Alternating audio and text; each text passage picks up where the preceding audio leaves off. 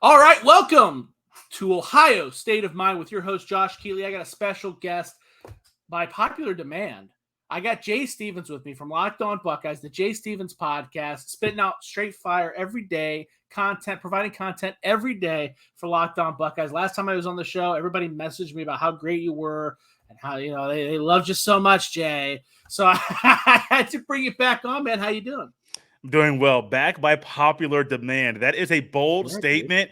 I appreciate coming back on the podcast. I appreciate everyone and their kind words. But the last time I was on the podcast, I'm just a guy that loves Buckeye football, loves football in general. And if I have time on my schedule to chop it up with somebody else, let's make it happen.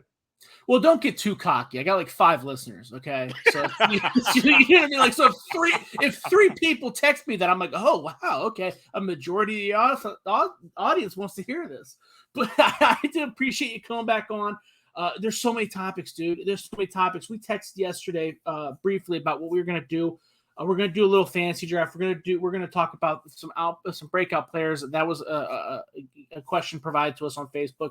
We talked about Dylan Raiola. I've been listening to your podcast. I kind of want to dive into that. So there's just so much. But as always, I loved last time you were on the show. You gave me a great Buckeye and Quinn Pitcock. So I didn't know. No pressure. But I didn't know if you had another Buckeye old school that you watched that you wanted to bring up. Like, you know what? After we finished that podcast, you thought of someone else. Like, I should have talked about that guy. If you don't, that's fine. We'll dive in. We'll dive into our stuff. I just didn't know. I was just curious. So I can just name another guy. That wouldn't be difficult. However, I'm going to name a guy that went to the NFL, currently hosts a radio station, I believe in Cleveland, 92.3 The Fan, calls some college football for ESPN, Dustin Fox. If you can give me a white defensive back who's that good, who guys in the NFL were mad because they got drafted after a white defensive back, a white corner to be specific, that's my guy, Dustin Fox. There you go. He was a badass too, second rounder, third rounder to Minnesota Vikings. One of the two. He wasn't first round, second or third. Yeah, it was not the first round. But he had a hell of a combine too. I think he jumped I think he had a 40-inch vertical. I can't remember. Athletic, man. Pretty athletic. Yeah. If you go to Buckeyes Wire, I actually did a combine feature where I took the major test from the combine. I took the top 10 Buckeyes in each category. Obviously, it was before this combine one. I believe Dustin Fox was in the vertical. Great athlete, great cornerback. I'm surprised his NFL career didn't kind of elevate like I thought it would. I thought he would be kind of a stud, but that's a great one, dude. That's a good one, man. Rolling out the hits, bro. Rolling out the hits. And his uncle, I think it was his uncle. Someone needs to Google that, verify that. Was another white defensive back. Makes sense to relate it. From the 70s, and Tim Fox, who was I believe Tim Fox was an All-American and a first-round draft pick and played with the Patriots in the NFL. The Patriots, the Chargers.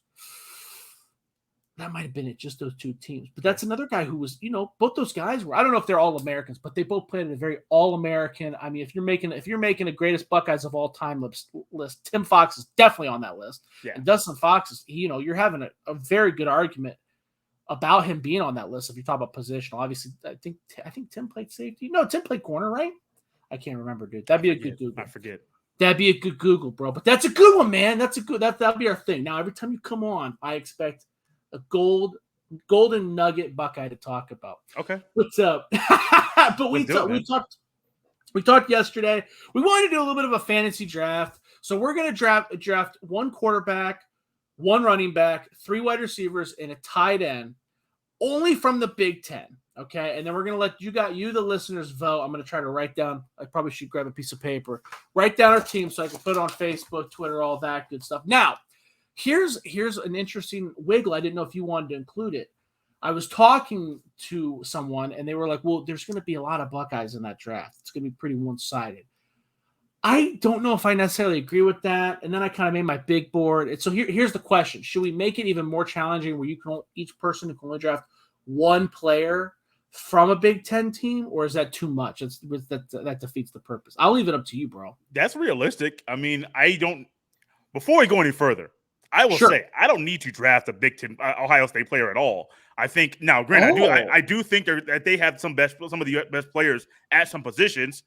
I'm not going to say any. You can kind of guess which one I might be thinking about at the top, but it's whatever, man. Like if you don't want to take an Ohio State player at all or one per team, Your call, your show. Ooh, he's ready I'll for roll. Jay's ready for Okay, so the only one I'm worried about is tight end, because if you get the one guy I have on my paper, I'm out of it because I don't know about any others.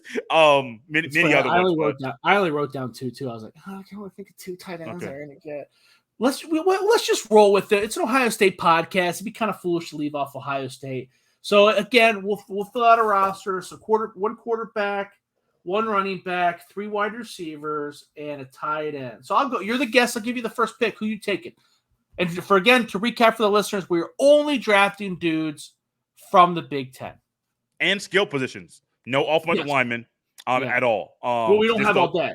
So maybe when it gets closer to the season, you and I can roll out a longer podcast and we'll draft our all Big Ten team or something like that. Go in all in. But right now, a little bit of an off season. I'm still, plus I only got like 5 listeners, bro. We're gonna waste all that content for 5 listeners, dude. We'll just build up to it. We'll build up to it. Hey man, so quarterback number 1 pick. It's kind of stupid of me to not go with this route. CJ Stroud. I think that Stroud's going to be in the running for the Heisman. I think he will win the Heisman.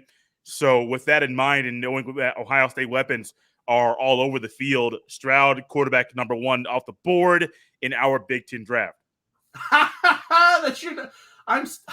You know what? I'm kind of surprised by that. Did I pick Stroud? A little bit. I don't know. You strike me as kind of a out of nowhere kind of guy. Like I'm gonna shock you right here. But that is the best pick because who's your number 2 quarterback? My number 2? Yeah. Hey. Who was the next guy? If I would have, let's say I would have taken the first pick and I would take CJ Stroud, who are you going to be left with at quarterback? Aidan O'Connell. I wrote, yeah.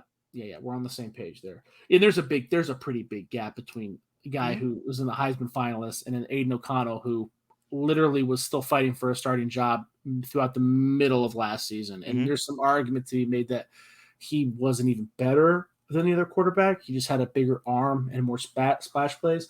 But that's neither here nor there. I'm going to take the guy that I would have taken in the first pick anyways, my boy Jackson Smith-Njigba.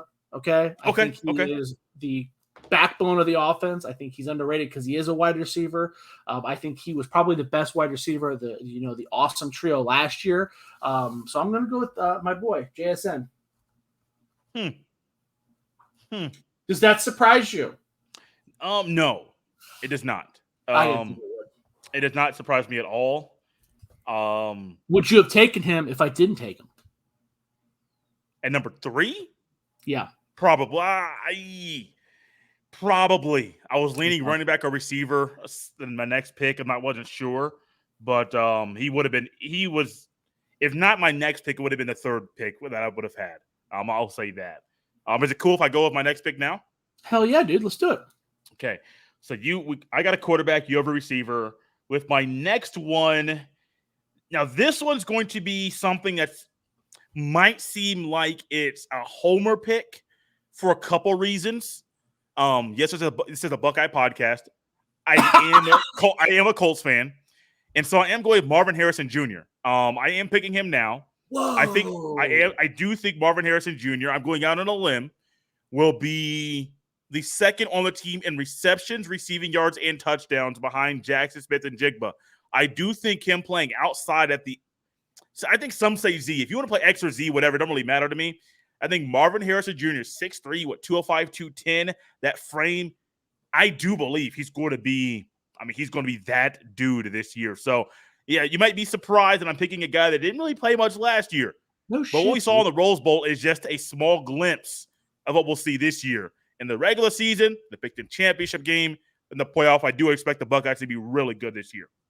Dude, he wasn't even on my big board, bro. Really? No. Why would you? See, I'm not picking guys that all played last year. I'm surprised. Potential team potential. Okay, all right, okay. Well, I'm going to take another wide receiver. Okay, because I kind of thought this might be your next pick, but I wasn't sure. I'm thinking you're probably going to take Trayvon Henderson with your next pick, but I don't care. I'm going to take Dante Demas, wide receiver from Maryland. This is a guy I think maybe a first-round pick come next season. I think this is a guy who probably would have been all Big Ten. The only reason he wasn't was due to injury. I think this is a stat monster waiting to happen with that Maryland offense. He was a bit of a stat monster last year, despite getting all the attention. So big dude, 6'3". I'm a big fan. This is somebody that I kind of want the Cleveland Browns to draft. You're up. What are your thoughts about Thielen? No, that was my next pick. No way. Are you kidding me? That's serious. That's serious. hilarious. I have a few other receivers listed, but that was literally going to be my next pick because that offense really went downhill when he got hurt last year. Now, granted, Maryland's talent was not that good, and so Talea was running for his life a lot of the time as a quarterback. But no, Dante Davis Jr. was literally going to be my next pick, which makes me not want to go to a running back. I'm going to go with receiver once again to take this off the board. I have 4 guys listed. I'm going to go with a guy that already has a connection with his quarterback, who was a bright spot last year in the Big Ten East, Mr. Jayden Reed from Michigan State. I had a few others. I can't pick Parker Washington because of his, at least right now, because of his quarterback. I don't really trust Sean Clifford to really be what Penn State needs him to be. So I am going to go Jayden Reed, Michigan State wide receiver. That's a good one. That was next on my list. That's who I was going to take next. I was going to try to grab the 3 best wide receivers in the Big Ten. Jayden Reed is another. So let's recap. So you got Marvin Harrison Jr., who's your big possession guy. Then you got Jayden Reed, who's Captain Explosive, who can also go up and get it. But he's just a very explosive, very fast guy. He's Michigan State's version of Emeka Egbuka, maybe even better because he's more well-rounded out, a little bit older, seen the field a little bit more. Big fan of Jayden Reed. Big fan of what he does. That was going to be my next pick. Now I'm kind of lost because that's who I was going to take, and I didn't think there was a snowball's chance in hell you were going to take him. The next guy on my wide receiver big board was Charlie Jones from Iowa. Okay. Now he entered the transfer portal. As soon as I wrote his name down, I get an alert that he entered the transfer portal. I don't know where he's going to go. I don't know why he would leave because he wasn't the focal point of the offense last year. Obviously, that was Tyler Goodson, but he was a very explosive, fast player. I think he was the Big Ten returner of the year last year. That shows you how fast, explosive he was. He had a couple deep balls, big splash plays. I'm still going to write him down because I went through the effort of writing him down in the first place. Okay, but just for the listeners know, he has entered the transfer portal. So, and I don't know why. You pick a guy with a bad quarterback and said, "Oh, that's going to be my 3rd receiver off the board in this Big Ten draft." I don't believe in Spencer Petras at all. I have a hard time. Apparently, Charlie doesn't either. At receiver. Spencer Petras, my goodness. I said, hey, this kid's going to be a breakout guy. He's going to show us a lot of flashes of good plays. Going to be consistent. Sorry, that was not Spencer Petras last year. I don't think it'll be Spencer Petras this year. No. Sorry, Petras, you're not my guy. You're in Iowa for a reason. They don't really produce really good quarterbacks. Hey. Next receiver. Talk crap about Drew Tate. You're not going to talk crap about Drew Tate on this podcast. the great Drew Tate, dude. So, where do you think he's going to go? Where do you think he's going to transfer? Probably still Power 5, but probably not like a high. Like, definitely don't think he's going to be at the top of a conference. But then again, if you go to ACC Pitt needs a receiver. Like they just lost Jordan Addison. If you go down that road, you can probably be. Okay. Not top. I remember I'm thinking I'm an Ohio State guy. You're not going to be at an Ohio State, a Michigan, one of those schools. You can get at an Iowa caliber school in the ACC, which might be Pitt. Iowa might win the conference in the ACC. No, you're probably right. Yeah, you're probably right. I'm spitballing here, so if it doesn't make sense, or you don't agree with it, you can make your own opinion. I don't know, man. I don't know. Well, I was just thinking, he is fat. Because you said Michigan. I'm thinking, well, Michigan. Well, think about it. Utah just lost their returner. I forget his name. Britton Covey. I think he just graduated. So, there's a need there. Not saying that Utah doesn't have a guy that's next up in line. Yeah. The thing about it is you're transferring at the end of May. And so if you're learning an offense it's hard. But it's building chemistry with your quarterback that takes time. Chemistry can be built and cultivated very quickly. I told you about how I strive to do things when I have a guest on a show, about my thoughts in my head, about I have different minute benchmarks and I want things to happen. You can cultivate chemistry with the quarterback overnight. It could take all year. It just depends on the players involved and their work ethic and how they mesh. So I don't know, man, but transferring now is kind of weird. But I mean, like, it's not the end of the world. It's not that I find it odd that he's transferring, although I do find it odd that he's transferring because I thought he was going to be in line to really blow up this year. But the part that's weird is that usually when you see guys transfer after the spring game or this late in the game, like guys like Bryson Shaw, it's because they're seeing the writing on the wall, right? That guy saw Kai Stokes go out there and ball out. He saw Tanner McAllister transfer, and Bryson Shaw is seeing the writing on the wall. Hey, I'm not going to play as much this year as I thought I would. I need to get out of here, right? But a guy like Charlie Jones, if you know you're going to play, I didn't pay close attention to Iowa this spring, but I imagine there's not a whole lot of options in that cupboard. You would think that you would think he's transferring because he doesn't want to be at Iowa anymore. Well, if you don't want to be at Iowa anymore, you should have transferred in the winter rather than now. It's odd. It's odd timing. I'm sure that there's more details that'll shake out. But yeah, that I still think he's very explosive. I'm not going to draft another wide receiver, but some other guys I was thinking about was two other speed guys I think had the potential to break out. You see that a lot in college football where you can dominate just pure off speed. AJ Henning from Michigan, a guy who didn't necessarily get a lot of production at the receiver position, very fast, quick player. You got to imagine that Michigan's going to try to throw the ball a little bit more after Hassan Haskins leaves. Obviously Emeka Egbuka, that's a guy that I've been high on since he came out of high school. So, they're a fast, explosive player that I predict be Ohio State's number 2 receiver. But again, he was lower on my list because, Ohio State has a plethora of guys that could fight for that spot. But I've talked enough. What's your pick? So you kind of mentioned a player that would be number 3 on my board.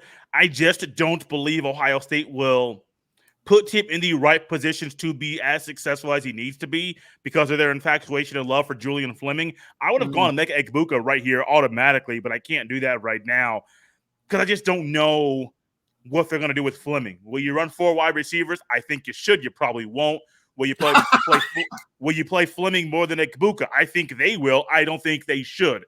So I personally don't know what they're going to do there at Ohio State. When it comes to wide receiver number 3, I already told you why I'm not going to pick Parker Washington. You pick Dante Demas. Yeah. I up you with Raheem Jarrett, another Maryland wide receiver. And remember, when Talea lost his 2 best guys, that defense was trash. I mean, absolutely offense was atrocious. Yeah. You put Raheem Jarrett and Dante Demas on the field together with Talea in another year, buddy, that's going to be one of the best offenses in the conference. I predicted that last year.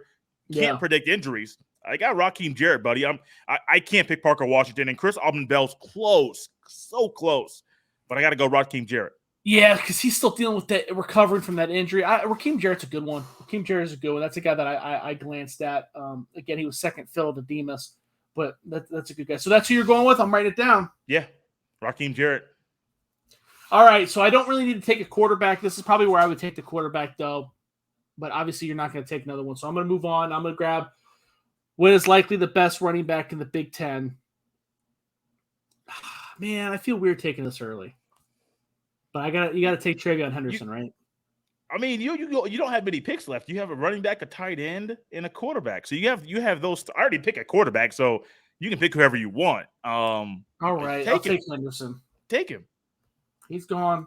It's just, it feels odd because Jay and I we talked before the show even started about how there's an infatuation with Trayvon Henderson. Now, it's one of those things where Trayvon Henderson is a phenomenal back. He's a phenomenal running back, and he's likely, if everything keeps on track and keeps on pace and he progresses even a tiny bit every year he's on campus, he's likely going to be one of the best running backs in Ohio State history. Maybe not on the level of Archie Griffin, but he's going to be a name that you remember very much like Ezekiel Elliott. The problem is that, and you can correct me if I'm wrong about all of that, but I kind of thought we were on the same page as far as we don't dislike him. It's just that the hype train has gotten a little insane around Trayvon Henderson. To be very confident in naming him a top 5 back in the country and naming this running back room the best running back room in the country seems a bit crazy when you look at, like we talked about, Texas briefly before the show started. Zach Evans is heading to Ole Miss, and Zach Evans was very, very competitive, very good at TCU. Zach Charbonnet, who transferred from Michigan to UCLA, that guy played very well last year. Michigan has a hell of a backfield in their own right. So it feels odd after kind of talking that. It wasn't necessarily trash. It's just I feel like the hype train has gotten a little crazy. But Jay, what are your thoughts on that? I know we talked a little bit about before the show, but clarify anything if I didn't say it as eloquently as you would. Eloquently, I like that word. No, you're right. You're absolutely right. The hype train it got going probably this time last year. Actually, when he was in high school, probably. Yeah. It kept going. It picked up speed, and nobody can slow it down. I think he's really good. Yeah. I think he has a chance to be really, really good. When you say the best running back in the country right now, were J.K. Dobbins or Ezekiel Elliott ever the best running back in the country? And did you say that prior to their sophomore year at Ohio State? Probably not. If they were, you don't make a statement like that after their freshman year. When you look at the Big Ten, do I think Trayvon Henderson is the clear-cut best running back in the conference? No. When you look at the country, do I think he's the best clear-cut running back in the country? No.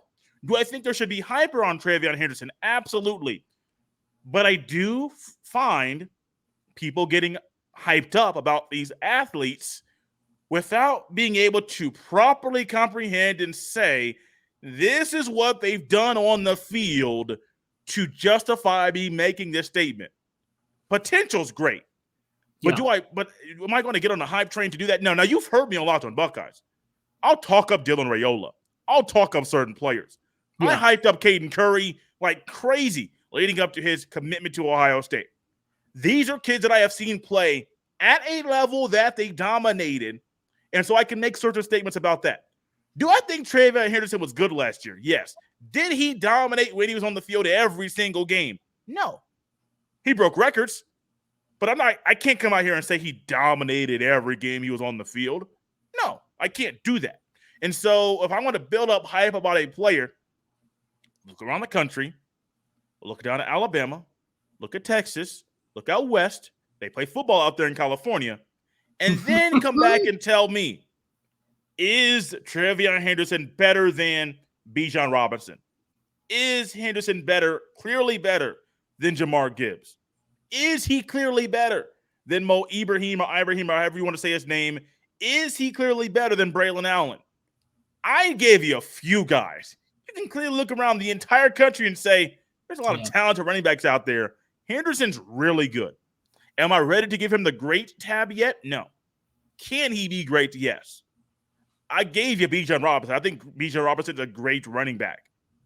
I think Henderson has a few things to fix, one of them being his vision.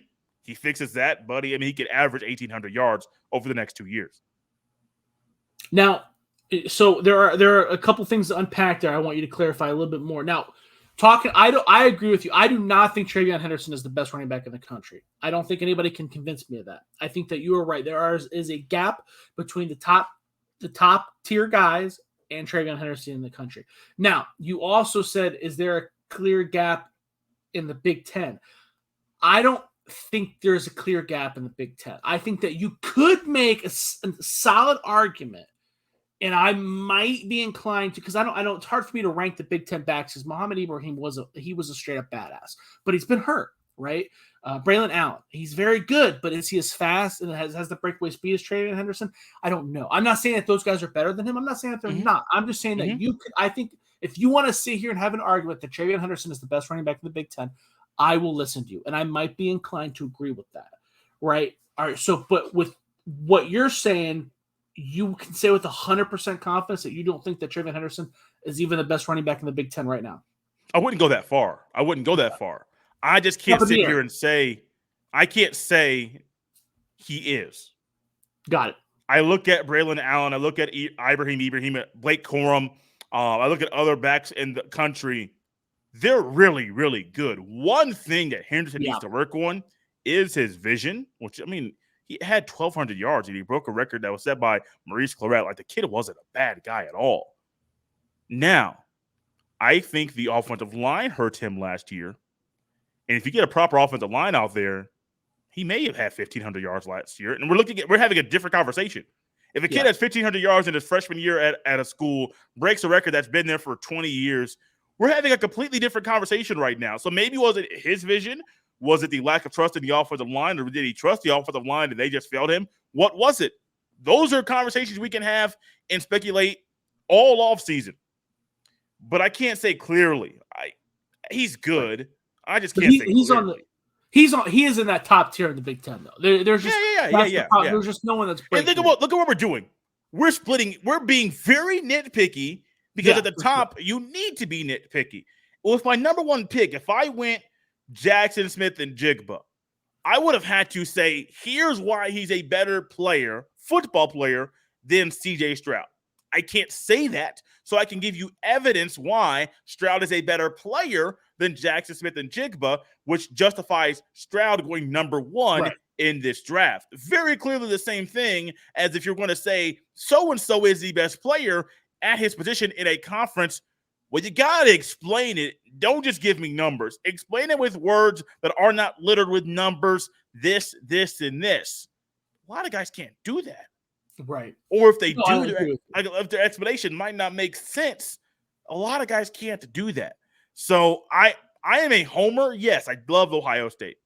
I am not going to be a guy who's going to come on here and fill you up with Ohio State this, Ohio State that. No, it's going to be proper, crisp analysis about the team so you understand how they are. Josh is going to provide to you how they are and not really just go out with the status, like the regular old storylines and talking points that everyone else is going with. No, I think you explained it very well, because like when we talked about Jackson Smith and Jigba, if we were for instance, if we were playing a video game and you had to provide them traits, Jackson Smith and Jigba has the better trait than every single wide receiver in the Big Ten. CJ Stroud has better traits in every single category than any other quarterback in the Big Ten. Trayvon Henderson is not better in every single aspect of his game. So I get what you're saying, right? But again, I think there's a solid argument there. I think that for my money, he's probably the best back on the board.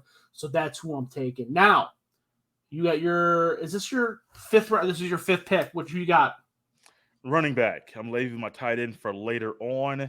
You can pick whoever you want next. I'm sure you're pick a quarterback. Running back, I'm going with another guy who is healthy right now, because I don't know if the Minnesota running back will be healthy for the start of the season and how he'll look afterwards. I'm going with Braylon Allen. That kid surprised me last year. I can't go Blake Corum. It's not in my blood to pick a Wolverine player at all. So sorry. Like you're like, oh, go with Blake Corum. No, I'm not doing that. I'm not picking Blake Corum at all. No, I'm going with Braylon Allen simply because I think there's a conversation between Allen and Henderson next year. Yeah. After their 3rd years at Wisconsin for Allen, Henderson, 3rd year at Ohio State, going into the 2024 draft, there's going to be a conversation about which of these two guys is the better running back out of the conference to be drafted in that cycle. I firmly think that. Now, I think Braylon Allen would get the talk and conversation that Henderson would get if he was at an Ohio State, a more prestigious and prominent school in the country. However, Wisconsin is a running back factory. And for that young man to be built the way that he is at 17 years old and to do what he did last year with a team that didn't have a good quarterback, Braylon Allen is my guy, and I'm riding him this year in the draft. You took Trayvon Henderson. I got to go Braylon Allen. Yeah, that was my number 2 back too. Like you said, he's a big boy. He weighs well over 225 pounds. I think he might be 240. I'm not sure. He's a big boy though, so that's a great pick. You had me there. I thought maybe you were going to take the flyer, Muhammad Ibrahim, because Ibrahim is a badass. He doesn't do it for me out of the backfield in the passing game. I think in the passing game, they don't really try either. I don't really know. I don't know what he can do. It's kind of like the Kenneth Walker thing. It's like, I don't know. I don't know. He just because they don't throw it to him doesn't mean he can't catch it. I just don't know what the deal is. All right, I'm gonna I'm gonna take the tight end. I'm gonna take Sam Laporta from Iowa. That's the best tight end on the board. There's not really anything to add there either. It's kind of I don't know. I don't know. I guess you can make an argument with someone else, but he comes from Iowa, like you said, with Wisconsin, the tight end factory. He was very productive last year. This is a guy that's probably going to get some first round, second round hype. Well, tight ends typically don't get drafted that high. I think that there's probably the very few that are in the same tier as Sam Laporta. So that's who I'm going with. Yeah. You want me to follow that up with just saying I want to steal Sam Laporta from you because I have nobody else that I can even think about remotely close. So I do have another tight end on my big board. Do you have another tight end on your big board? I don't actually. No, it's kind of weird. I was kind of hoping the entire time. This is kind of bad planning on my part. I was like, I hope Josh lets me get Sam Laporta because the Big Ten tight ends outside of Jake Ferguson, I couldn't really think of guys that were that good. So Eric All, he had a pretty good game. Yes. Yeah. Yes. Tall receiver. That's a guy that I think could. That's a guy I would not be surprised if he exploded and we talked about him being in an early round conversation next year, because he definitely has some highlights that are jaw dropping. I think he provided one against Ohio State. Let's say I'm confusing. He had a few at the end of the year. He had a few highlights at the end of the year. Yeah, it's a big strong target. But is that who you want me to slap in at your tight end position? I'll take it. It's gonna make me cringe doing that. Oh, because it's Michigan guys. You have a rule with Michigan guys. But I think that there's a huge gap. He's good. He's good. Yeah. He's good. I don't think that there's another option past him. I mean, shit. You know what? The third best tight end in the Big Ten might actually be the other guy from Michigan, Schoenpuffer or whatever, Schoenfopper. That might be the third best tight end. Well, because I mean, like, if Ruckert was still in school, you could put Ruckert there at 3 or 4. But Ohio State doesn't utilize tight ends. We know what Ruckert can do. They just don't utilize him in that way. So I don't know. Whoever the starting tight end is for Wisconsin, which I don't know. Yeah. I don't know because Jake Ferguson's gone. Jake Ferguson's the Cowboys now, so I'm not really sure. So I guess that leads me. Obviously, we talked about already. Aidan O'Connell, my quarterback from Purdue. At the beginning of last year, I was not a big fan of him. I wanted them to start Plummer. I think Plummer's a little bit more consistent. I think he's more athletic. Aidan O'Connell does have a big arm, though. He can throw it deep, and I think that's obviously that's what they like. They want those splash plays. He was a little bit more consistent towards the end of the year. I believe he was second in the Big Ten in passing yards, or first. He might have beat C.J. Stroud, but he obviously predicted those second because he didn't start the entire year. Yeah, you're probably right. Probably was second, but he's up there. He's up there for a guy that didn't start the entire year. But Aidan O'Connell is probably the dude. So we'll put that. Was there any other quarterbacks you would think of? I mean, obviously the Tagovailoa, Maryland's probably a guy that you think. No, about. he's McCarthy. So the only other quarterback I was going to give consideration to, which is probably going to just be me hoping this school gets back to being close to what they used to be, is Casey Thompson at Nebraska. I think Casey Thompson is going to be one of those guys that is going to wow a lot of people this year. My hesitation is because I cannot trust Scott Frost to lead. Now, granted, he only had one quarterback his entire time at Nebraska, and he has not changed his. It is his fault. It's his fault. It is his fault, which is why me putting Casey Thompson this high is tough. Because do I trust Mike Locksley to help Talia? No, I don't. No. I don't trust him. I don't. And so the Big Ten quarterbacks. That's sad. That's sad that you have to have a conversation like, hey, do I trust Mike Locksley more than Scott Frost? I love Scott Frost. I thought he was a great hire from UCF to Nebraska, but they need to cut bait because that guy's done nothing. Scott Frost only had Justin Fields. I think he had one good year at UCF. I think he had one good year, went 13-0. I think the previous year they were 7-6. Like they weren't like amazing. He had one good year at UCF. All of a sudden, he's going back to the school. Now, granted, it's a school that he played at, won a national championship at, the last national championship winning quarterback that they had. And so I get like the appeal for them to pull him back to school. But he doesn't have a track record of being really successful. I think he was at UCF long enough though. You think so? I forget. I'm looking it up right now. But I thought that he somewhat built what they had because he's the one that brought in Blake Bortles and Rashard Perryman. I kind of get, but maybe I gave him too much credit. Yeah, he was only there for 2 years. They were 6-7, and then that next year they went 13-0. So let's just be honest now. Not say you and I, but have people been so quick to pull a guy from a school after 1 year that they don't realize that their own analysis about him leading up to getting that job was improper?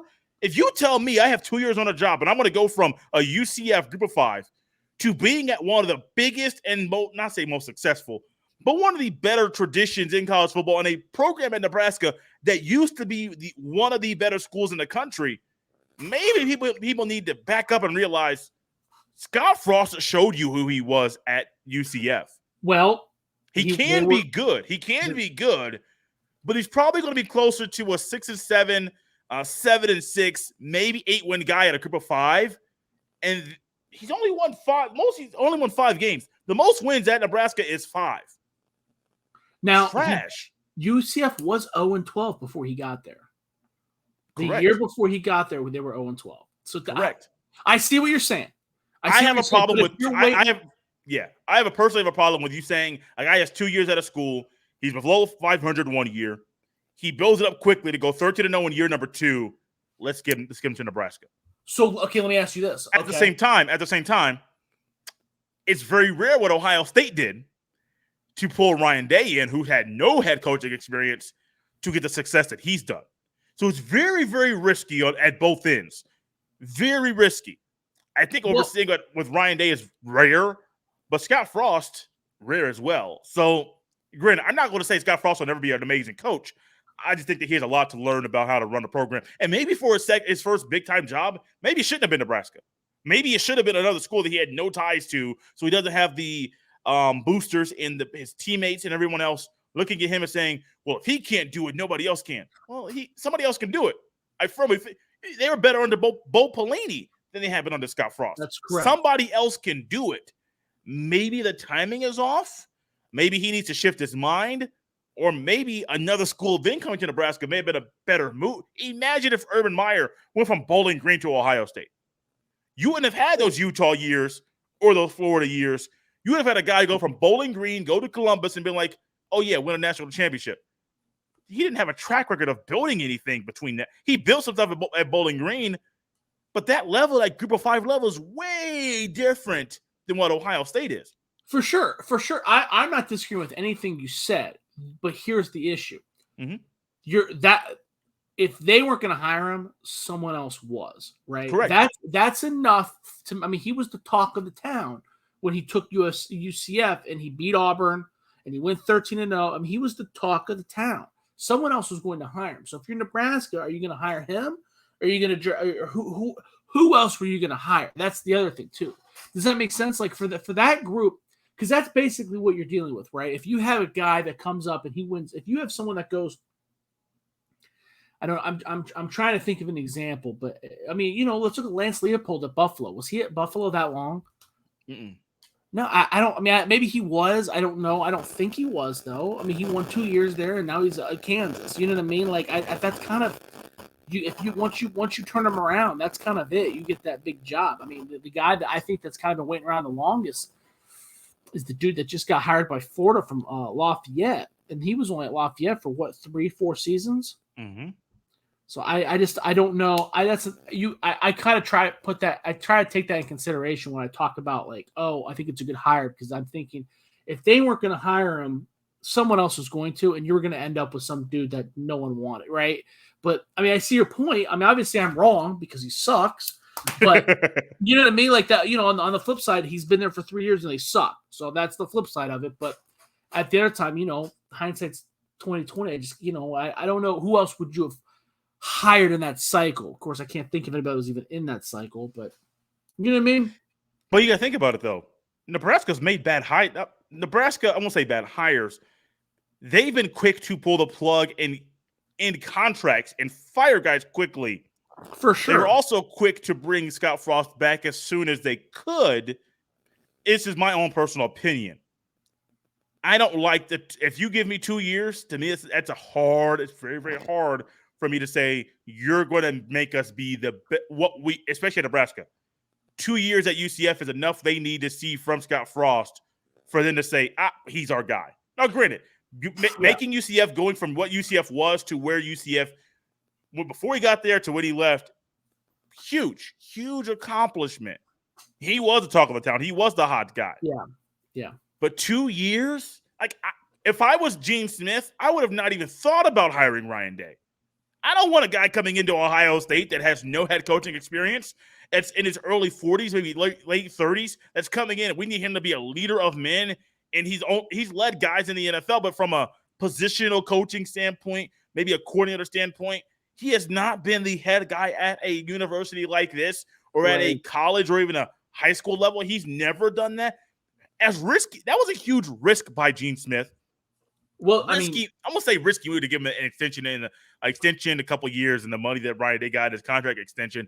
That wasn't risky, but that initial move to hire him, looking at the resume and knowing how Ohio State normally hires their coaches, that was a really, really risky move. It's been filled with rewards. I do believe that there will be a national championship coming up really, really soon to capitalize on that big risk Gene Smith made. Well, if you're talking about an even bigger risk was when they hired Jim Tressel. Jim Tressel was coaching at Youngstown State. You're talking about hiring a guy that going from UCF to Nebraska, hiring someone that goes from Youngstown State. That's like they didn't have the same amount of scholarships. You know what I mean? So it's like I said, it's not hindsight's 20/20, man. We could go. Obviously, it was a bad decision because they suck and they're still going to suck and they've always sucked. But I could see why they hired him. Mm-hmm. I'm trying to think of like a guy that I'm kind of like, why would this school hire that guy? Like, I don't know. I mean, I can't think of any off the top of my head. Maybe that's a conversation for another time. But there are coaching hires that happen where you're like, what the hell is that going? What's going on there? But so it's. I don't know. It's weird. Coaching, it's weird. It's a weird game because sometimes you just don't know. Then you take a guy like Les Miles who goes to Kansas, who's got Les Miles has a hell of a resume. And he goes out there, he can't win nothing and ends up getting, riddled in controversy when he's out there. Jim McElwain, he's been at every SEC school in the world. He can't win over at Central Michigan. You know what I mean? It's odd. Yeah. It's just an odd yeah. game. But we did have we're rolling up on time here, but I did want to ask you one more question. We had a listener question from my boy Ryan Stewart, which I'm honored that he listens to the show. Ryan Stewart actually used to coach at Ohio State and Boise State. Now he does training for a lot of recruits. Gabe Powers being one of them, 4-star linebackers now currently enrolled at Ohio State. Was working with Butch Reynolds, who was the Olympics sprinter. Who we interviewed on Buckeyes Wire during the Olympics last year. But he asked, hey, who are some sleeper picks that you think might crack the lineup? Obviously, he's looking for me to say Gabe Powers. But honestly, when I looked at, I watched, I feel like I dove in pretty well on both CJ Hicks and Gabe Powers. And I came away feeling that Gabe Powers had a higher ceiling. My comparison for the two players was I compared CJ Hicks to Pete Werner, and I compared Gabe Powers to Craig Powell. Now, granted, I always try to take size into consideration. And what Gabe just has such unique length and such a broad shoulder. I mean, he's got the ideal. I think that you could really put him wherever you want. I think he's fast enough to really make an impact. I know that he was working with Butch Reynolds, and multiple people had told me that he can run a 4.4 flat laser time with confidence. Multiple people have told me that in the 4.4s. Maybe they didn't say 4 flat, but in the 4.4s. So if you're 4.4, if you're running 4.9 and you weigh over 240 pounds, which he's likely going to be, and you're at 6'4", that's quite the devastating player that you can put in this defensive scheme. Where they have the Leo linebacker and you're able to move those guys around, that's someone that I can think is pretty devastating. CJ Hicks, I like him a lot. Obviously, there's a reason he's got a 5-star. I read that comparison to Pete Werner, and they thought it was a negative. Pete Werner's great. Pete Werner's probably one of the better linebackers in Ohio State history. Pete Werner gets shit on a lot because he played with Bill Davis, not the finest linebacker coach in Ohio State history, and he was surrounded with very little talent or guys who didn't know what they were doing, Baron Browning or Tough Borland. Pete Werner was tasked with the toughest jobs. I mean, he was guarding Pat Freiermuth man to man, and he struggled. But Pat Freiermuth was a second-round draft pick in the NFL at the tight end, and the linebacker was guarding man on man. That's usually something that's reserved for safety or a defensive back, and he did hang. If you go back and you watch Pete Werner, he was all over the field. I think he led the Buckeyes in tackles 2 years in a row. He had 3 years where he was the starter. It's if you really look back with an unbiased eye. Because it's hard because you know how pitiful those linebackers were and how bad that defense was. But if you go back and you just isolate and watch him, it's hard to hate his game. That's probably a guy that I did not give proper appreciation to while he was in school. And I could see C.J. Hicks being like that, just a very productive guy that gets over 100 tackles 3 years in a row. He does his job well, and makes a fine living in the NFL. But I think Gabe Powers has a little bit more of that X factor, more of that splashiness. I think Craig Powell's probably a good comparison. This guy was drafted in the first round. He had 2 years where he started at Ohio State, and I think he was all Big Ten both years. So kind of like that. But I've talked long enough, Jay. What do you think? I can give you 2 guys I think that might emerge and play this year. They're both actually on. I know you said 1. Sorry, I'll stick with 1. No, give me both. Come on, pour it on me. Okay. Pour it on me. I got 2 guys. They're both on defense. Both. One's realistic. He gets more conversation. I heard about him last year. Another guy, he plays at the weakest position on defense. I'll say that now. Going into the season, has a lot of more question marks. Mike Hall, defensive tackle. When you have Tyleik Williams, who's probably going to back up, Ty Hamilton, probably going to back up, neither one of them has kind of really emerged to me in just saying they're going to be the concrete backups, either nose tackle or D tackle for Ohio State. I think Mike Hall's a guy at 6'2", 295, 290, 295. I think he's a guy that can be a solid piece right there for Ohio State at defensive tackle this year, possibly playing some nose, possibly playing some 3 technique. I believe Mike Hall's a guy in his redshirt freshman year that everybody will look at and say, we're seeing a glimpse and signs of great plays to come down the road. He has to be in college for at least 2 more years. If he emerges, gets in the rotation this year, starts next year, he could be gone. Mike Hall, number 51. Keep that number in mind, that name in mind as well. The other one is Reed Carrico. I do believe when Ohio State plays a 4-3, because I do believe they're going to run a 4-3 defense against Wisconsin and against Iowa, just based off the offenses that those 2 schools run. I believe that Reed Carrico is going to be the strong side linebacker, more of a traditional 4-3. I don't know if they're going to be playing that stand-up defensive end against those schools because of what that – Wisconsin's going to come out and with Iowa 2-3 tight end sets, maybe 4 tight end sets. You're not going to want your one defensive end just standing up at a 2-point stance when those guys are coming out ready to pound you every single play. I do believe Reed Carrico is not only going to be that strong side linebacker, he is going to push Tommy Eichenberg at that middle linebacker spot. I don't think we'll see the rotation we saw last year and seeing so many guys play on defense as we did during last season. I do firmly think Reed Carrico. Now, granted, you may say, Jay, well, there's Chip Trainum, a transfer, outside linebacker, not inside. Weak side linebacker at that.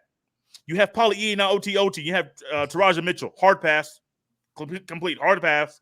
Keep those guys on special teams. I don't see them being consistent pieces on a defense. Reed Carrico. Keep that name in mind. Number 28 as it stands right now. Those 2 guys, I didn't even mean on putting out 2. I just saw 2. I was like, let's talk about them. Well, Reed Carrico's a good. So Mike Hall, I'm on the same page with. I believe I'm with you 100%. That guy's kind of underrated. I don't really know why either. He was a big 4-star recruit when he came in, so I'm not really sure why. I think it's because Tyleik Williams had splash plays. He wasn't in shape. He was not in shape. The team wasn't in shape. You were talking about a team that wasn't in shape. It was odd. Yeah. You look at. I talked about it on the podcast. I don't know if you're listening at that time. I talk about how schools down south and other schools around the country looked healthier physically than Ohio State did last year. So I don't know what they were doing the past couple of years, but it seems like they're doing things now to get better and better shape. And from the spring game, it looked like they have put on healthy weight. The team wasn't in the best shape last year, and I do think Tyleik Williams was one of those players for sure that was heftier than he should have been on the field. I don't know what his size should be. That's probably I don't know. I'm not a nutritionist, but right. It's indisputable that he was clearly winded out there. He would take plays off. It's indisputable. He would take plays off, and you can't do that. So Mike Hall doesn't look like a player that's going to do that. So right there, there's an edge there. Reed Carrico's an interesting one, man. I'm just really down on the linebackers, and I feel like I just feel like there's an opening for these freshmen to see some time now. I just think that they're too good to keep off the field. I don't know. Well, I mean, we'll see. I've heard good things about Taraja Mitchell too. That's a guy that I literally kind of took a shit on a couple months ago. I can't remember which podcast I was on or if it was an article or what it was, but I was kind of thinking, his time is over. He probably should have transferred. But I've hearing good things about him. That he's getting in better shape. He looks good. So I don't know the linebacker. And like you said, it's hard to figure out what they're going to run on defense too. Reed Carrico is a very interesting name. That'll be one that I'll be monitoring. I mean, I hope he does well. I root for every Buckeye. It's just I kind of saw that opening the linebacker. I feel like there's a gap there. There's a lot of explosion, a lot of athleticism there that they can kind of move in and start to wiggle and figure out what they got to do. Some other names I know that no one really cares about the offense because the offense is pretty much kind of etched in stone. But these wide receivers that they got coming in are very talented. I know this wide receiver room is already really full, but I didn't know if you had an opinion. Caleb Brown is a guy that I watched. I know he played primarily running back in high school, but this is a dude that's got a lot of explosion, a lot of playmaking ability. I thought I saw someone talk about him not being super athletic, but I don't see that on tape at all. I see a very explosive guy.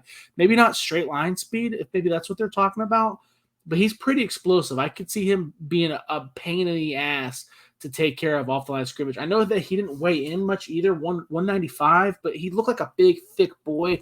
I think he's got a friend to pack on another 10, 15 pounds. A guy I compared him to Anthony Gonzalez. Everybody remembers him coming in. He was a defensive back, 4 or 5-star defensive back, but he was so explosive off the line of scrimmage that even if he was raw and didn't have the best technique, he was still able to get open.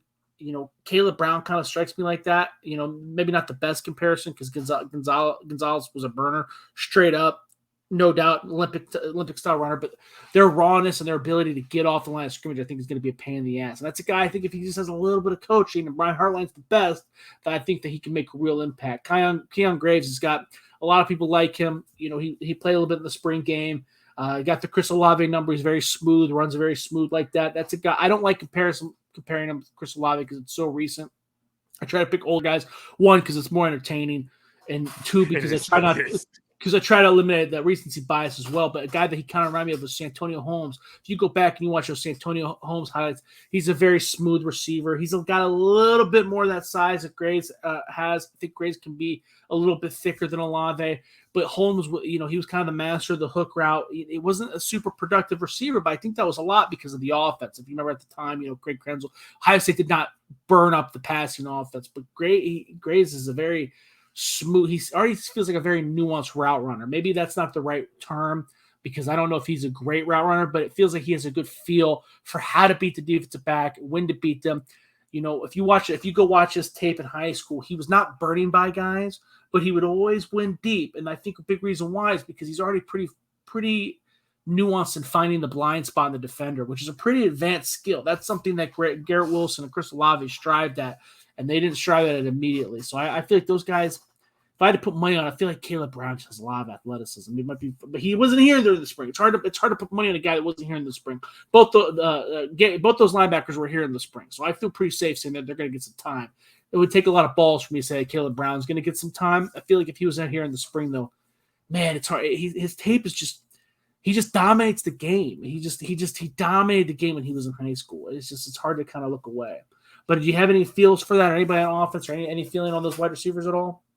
So my hesitation with any receiver right now outside of the top 4 is Ryan Day has showed you and Brian Hartline has showed you we're not going to play a lot of guys on offense, especially at receiver. We're not going to do that. That's fair. Ryan Day allowed a lot of things on defense that I think came back to bite him, but he allowed him to consistently make those decisions. Outside of Marvin Harrison Jr. in no order, Julian Fleming, Jackson Smith and Jigba, Emeka Egbuka, I don't expect anybody else at the receiver position to touch the field at all. Special teams only. I don't think so. So you can tell me all you want about Cam Babb and Jaden Ballard, how they should be on the field as well. That's 6 guys, where Ohio State generally only plays 3. So that's my only hesitation with the receiver being put in this, like, guys emerging or breakout players. Maybe break out in special teams, make a name for yourself initially like Chris Olave did, and then come back and do things the following year at your position you came to play. I just can't firmly say right now a receiver is going to be on the field at receiver right now. So if I say a breakout, the only guy I could kind of put out there is a guy who didn't play last year, who is now the new left guard, as I've been hearing, is Donovan Jackson. I do think that left side of him and Paris Johnson Jr. Think about this. This is the first time we've seen Paris Johnson Jr. play the position that he came to play at Ohio State. He's been playing right tackle or right guard or left guard his entire Buckeye career. Now, granted, you have Thayer Mumford in 2020 and then Nicholas Petit-Frere last year. So, and then Thayer Mumford a little bit last year as well. So you had guys that were seasoned at left tackle. But this is the first time we've seen him play the position that he came to school to play, which I believe is the right position for him. You add in a guy who's really, really talented in Donovan Jackson. I thought you were going to put Matt Jones at left guard. You move him to right guard, with DeJuan Jones at right tackle. They believe they have that right side locked down. Donovan Jackson. I talked about earlier how Trayvon Henderson could have averaged 1,500 yards, had 1,500 yards last year if there was a real offensive line.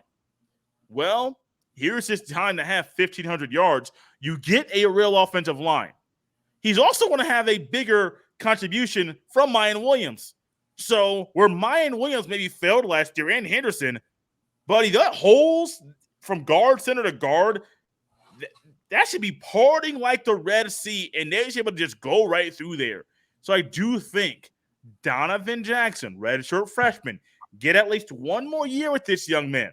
He is someone, I'm a breakout. He's going to start and probably be one of the bright spots on the offense for the Buckeyes. I like that pick. He's a 5-star recruit. I know he's got the body and the length to play offensive tackle too. I mean, you can pretty much put him wherever you want, other than center. And even then, the guy's got enough athletic. My understanding, I haven't seen a whole lot of him. Last year was my first year covering the Ohio State Buckeyes, right? And he didn't play a whole lot. I covered Ohio State back when I was at Scarlet game, and Damari McCall was his incoming class, and I think Ezekiel. There was a couple of years there, but Donovan Jackson, I don't know his high school resume as well as most, but I understand that he was. I remember he was a former 5-star recruit, very athletic dude, very big dude, very aggressive, very mean dude. Wouldn't shock me. That's a name that I hear a lot. That's a name that I think is going to be very involved. I like that pick a lot. If we're on the topic of offensive lineman, I recently watched Tegra Shabola, the 4-star offensive tackle who's coming in, and that's another guy that I like. That's a big boy. Yeah, a comparison I made for him was Corey Stringer, and that was basically based purely off of size and the fact that they just like to maul people. His tape. Have you watched it? Not in a while. It's been a while. It's rude. He'll pancake dudes, and he'll like wipe his sack on their helmet when he's getting up. Like, the dude is disrespectful, and I'm all about it, bro. So I don't think he's gonna play. That was just a sidebar talking about. I like those mean, aggressive, put you in the dirt kind of offensive lineman, because there's two styles, right? There's the offensive lineman that I want to bury you, and then there's the offensive lineman where, hey, this guy's really good at getting in the way, and both are good. Just because you just are good at getting in the way doesn't mean you're a bad offensive lineman. You can there's a lot of some of the best offensive linemen in history are guys that were really good at getting in the way, right? But I do like those guys that kind of put you in the dirt. I know you talked about you made a great point with the wide receivers. You're probably 100% right. I guess I envision a situation where Ohio State is up by 70 points and someone has a day against Tulsa. A situation like that. Is there any wide receiver? And I haven't watched. There's two other wide receivers that I haven't really dove into their tape. Caleb Burton and help me out. Kojo Antwi, right? Antwi? Kojo Antwi. There you go. Yeah. I have not dove into their tape. I'm moving way too slow, but I have not taken a deep dive into this. Take your time, man. I would say just take your time. Don't rush through it. Because if you rush through it, you make bold statements and really some weird statements like some of these guys say all the time. But is there someone that you could see? It doesn't have to be wide receiver, but like maybe a skill position guy. I know that on a recent podcast you mentioned the running back. Evan Pryor. No, who did you call? Oh my gosh, dude, this is embarrassing. Dallin Hayden. Yes, Dallin Hayden. You mentioned him. It kind of sounded like you had a liking to him. Is there? We don't want to put words in your mouth, but is there like a guy that may be buried on the depth chart that we're not going to see play against Notre Dame? But if we play someone shitty like FAMU, you could see them breaking out and kind of being a star in the second half.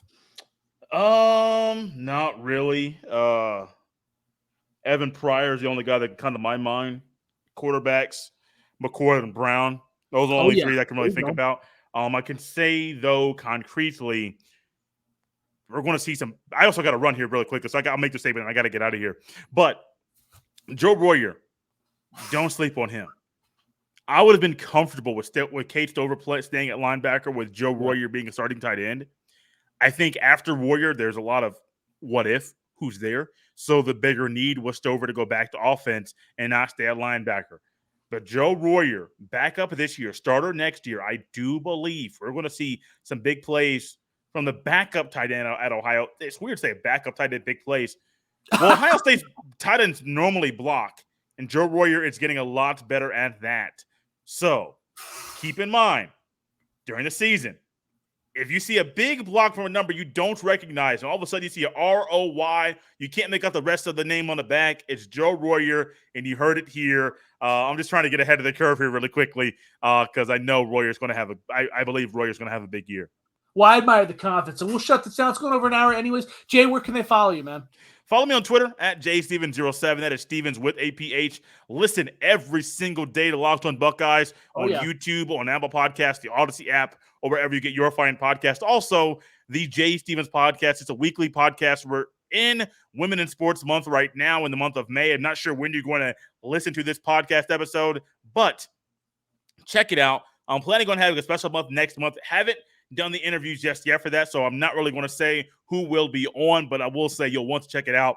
My most recent episode with Miss Maddie Hudak of the Saints Wire of USA Today, and then also does some radio stuff for Tulane Football, their sideline reporter. That was one of the better interviews I've had lately, and I've done some really good ones. Not trying to toot my own horn, but I would encourage everyone to go listen to the Jay Stevens podcast.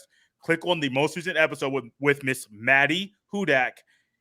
It got rave reviews on Twitter and just people loving it.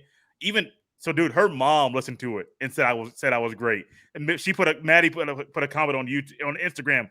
And so if there are reviews like that from someone's mom, I know moms can be biased, but the moms don't have to be biased towards the host. Trust me, guys. It's one of those ones where it's sports, but we tackle topics that are outside of sports as well that are so desperately needed in our time right now in our lives. Dude, I appreciate it. You do good work. Locked On Buckeyes, I tune in every day. I appreciate it very much. I know you got to get out of here, so I won't waste a whole bunch of your time. This was Ohio State of Mind. You can follow my Twitter at Josh Keatley16. I am on Buckeyes Wire and as well as Browns Wire, doing scouting reports for these upcoming recruits, doing little recent seasonal recaps. Browns Wire, you can check out some of my scouting reports for the Browns, and we are out of here.